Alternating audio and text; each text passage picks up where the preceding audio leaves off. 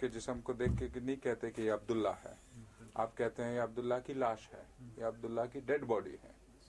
تو جو جسم ہے وہ اصل شخصیت نہیں ہے. اسی طرح جو اسلام ہے اس کے اندر شریعت کی اہمیت سب سے زیادہ ہے. شریعت کی اہمیت کو کوئی انکار نہیں کر سکتا، اور شریعت جو ہے وہ پہلا قدم ہے، بنیاد ہے، جڑ ہے دین کی. اور اس کے بعد جو اس کا ایڈوانس لیول ہے، جو اس کا اپ گریڈ ہے، وہ آپ کا آ جاتا ہے تصوف. پہلے آپ ہر چیز جو صلی اللہ علیہ وسلم نے ظاہری حیات مبارکہ میں اپنائی اس کو اپناتے ہیں، نماز، روزہ، حج، زکوٰۃ، اخلاص. اس کے بعد جو آپ صلی اللہ علیہ وسلم کی باطنی زندگی تھی وہ تصوف ہے، اور تصوف کا تعلق روح سے. پہلے آپ کو بتایا کہ روح کے اکبر نے تو ایک نیا دین تک بنا دیا کہ آپ اس کو ایک مسلم نہیں کہہ سکتے آپ اس کو. لیکن جو دین آیا بنیادی طور پہ، آپ کو پتا ہے ہندوستان میں سب سے پہلا مسلمان کون ہے؟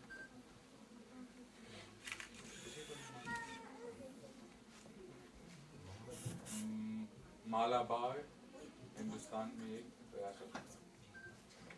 اس کا راجا ایک رات کو اپنی بلکنی میں نکلا، اس نے آسمان کی طرف دیکھا تو اس نے ایک عجیب چیز دیکھی.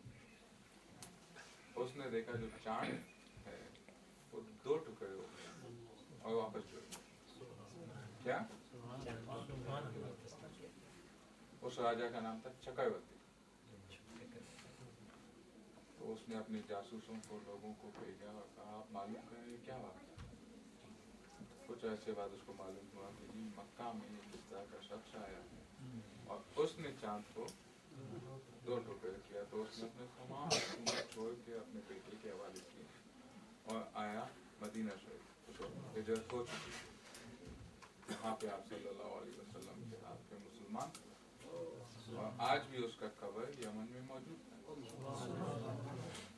آپ سمجھیں؟ اور اس زمانے میں نبی صلی اللہ علیہ وسلم کی حیات مبارکہ میں بھی اس نے اپنے لوگ بھیجے تھے جنہوں نے مالابار میں مسجد بنایا، جس مسجد کو ابھی جا کے انہوں نے اپ گریڈ کیا اور اپ گریڈ کر کے ماڈرن پکا مسجد بنایا. آپ سمجھے؟ جو تصوف ہے وہ دل کا رابطہ ہے. مکہ سے لے کے مالابار کے بیچ میں لاکھوں کروڑوں اور لوگ ہیں، کئیوں نے دیکھا، کئی سمجھے، کئی نہیں سمجھے. آپ کیا کہتے ہیں؟ قدر زر زرگر میدانت، قدر جوہر جوہر. کیا مطلب ہوا اس کا؟ سونے کی قدر سنارا جانتا ہے اور جوہر کی جوہر ہی جانتا ہے. آپ اس کو دیکھیں گے آپ لگے گا یہ شیشہ ہے، وہ الماس ہے. آپ سمجھیں گے وہ الماس ہے، وہ زر کون ہے؟ شیشہ. اصل چیز ہے اس کو پہچاننا، اور پہچاننے کا سب سے جو واحد طریقہ ہے وہ ہے علم. کس چیز کا علم؟ فرق کرنے کا ہے. کیا فرق کر سکے. جب آپ کے گھر میں چھوٹے بچے ہوتے ہیں تو آپ بجلی کے سوئچ کے اوپر ٹیپ لگا دیتے ہیں یا کوئی سیفٹی لاک لگا دیتے ہیں. لیکن جب وہ بڑا ہوتا ہے تو آپ کو سیفٹی لاک نکال دیتے ہیں، وہ ٹیپ ہٹا دیتے ہیں. جب وہ 6-8 سال کا ہوتا ہے تو آپ دروازے کو لاک رکھتے ہیں کہ وہ روڈ پہ نہیں نکل آئے، گاڑی کے سامنے نہ آئے. لیکن جب وہ ایک حد عمر پہ پہنچ جاتا ہے تو آپ اس لاک کو، تالے کو ہٹا دیتے ہیں. کیوں؟ کیونکہ آپ نے اس اولاد کی تربیت اس طرح کی ہوتی ہے، قدم با قدم، اسٹیپ بائی اسٹیپ، تاکہ وہ خود اپنے دماغ کے اندر وہ بلاغت اس میں آ جائے کہ وہ فرق کر سکے اچھی اور بری بات میں، نفع اور نقصان کی بات. یہ اصل چیز ہے. یہ فرق آپ میں سے ہر کسی کو آنا چاہیے کہ آپ صحیح اور غلط میں فرق کر سکیں. دنیا کا تاریخ میں کوئی ایسا آدمی نہیں آپ کو دھوکہ دوں گا. کسی نے آپ کو کہا جی آپ مجھے ملازمت پر رکھ کے میں آپ کی چوری کروں گا. آپ سمجھیں؟ کسی نے کہا کہ جی آپ میرے ساتھ پارٹنرشپ کریں، میں آپ کو دھوکہ دے کے چلا جاؤں گا. لیکن وہ اپنے سوچ کی بنیاد پہ तबारक व तआला ने इल्म दिया है उसके बुनियाद पे आप फर्क करते हो कि ये शख्स सही बोलता है, ये गलत बोलता है। इसी तरह मज़हब जो है यही कुरान मजीद की किताब है। सुन्नी, शिया, वहाबी, कादियानी सब इसी में से दलाइल देते हैं और कोई नए किताब से तो नहीं देते जी। ठीक है, आपके अंदर वो फर्क आना चाहिए कि आप सही और गलत के अंदर फर्क कर सकें। जिस दिन आपने सही और गलत के अंदर फर्क करना पहचान लिया उस दिन कोई आपको भटका नहीं सकता। बुनियादी चीज इस पे तवज्जो दें। माशाल्लाह उलमा बैठे हुए हैं, तालीम याफ्ता लोग बैठे हुए हैं, आप लोग इनकी मदद लें। कोई बात समझ में नहीं आता तो उसका बुनियादी फलसफा कुलिया फिलॉसफी और उसका जो फार्मूला है वो समझ लें। आपके ही इंग्लिस्तान की बहुत मशहूर मिसाल है, give man a fish he'll have a meal, teach man a fish he'll have meal for his life। उसको मछली देंगे वो एक वक्त की रोटी मिलेगा, मछली पकड़ना सिखा देंगे तो सारी जिंदगी वो खाएगा।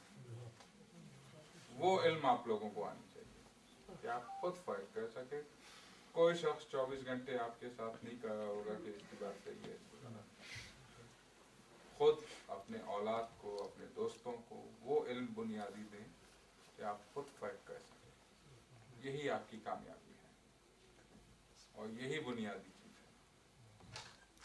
एक आप लोग गैर इस्लामी मुल्क में हैं, ठीक है, वैसे तो दुनिया में कोई भी मुल्क ऐसा नहीं है कि जिसे हम इस्लामी कह सकते हैं, लेकिन बुनियादी तौर पर नबी सल्लल्लाहु अलैहि वसल्लम की एक हदीस याद रखें कि अगर आप किसी गैर इस्लामी मुल्क में भी हों उसके तमाम कवानीन पे पाबंदी आपके इतने ही फर्ज है जितनी शरीयत मुहम्मदी पे फर्ज है, अलावा उसके के जो डायरेक्ट दीन के साथ मुखालिफत हो या टकराव हो किसी कारण।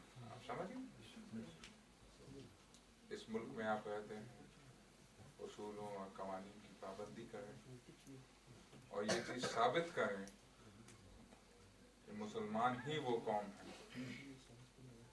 जिसने आज से 1000 साल पहले कह दिया था कि अगर ज़र्रे का आखिरी हिस्से को आप तकसीम कर दें तो बगदाद जितने शहर से भी बड़े इलाके को तबाह कर सकता है, जो आज एटॉमिक थ्योरी है। वही मुसलमान कौम है जिसने सबसे पहला पिन होल कैमरा इजाद किया।